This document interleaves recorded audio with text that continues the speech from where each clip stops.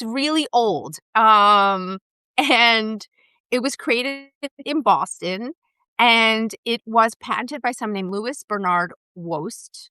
And back then he patented it as called Mirrorball.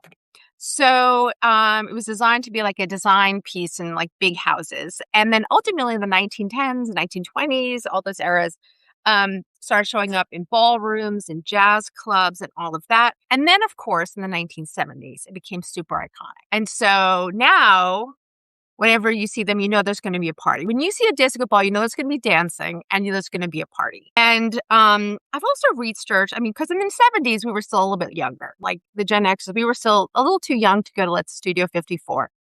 We're definitely too young to go to Studio Yes.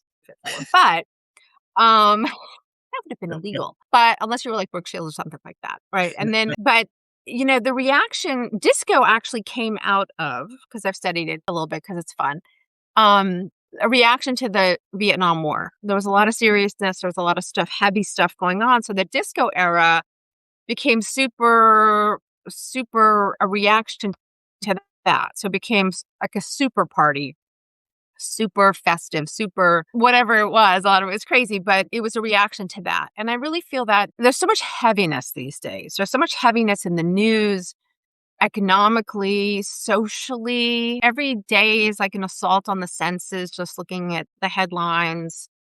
With our families, there's a lot of heavy stuff. So I can see another disco era hitting at some point. But right now we're bringing the disco era here today because it is the antidote to feeling kind of crappy.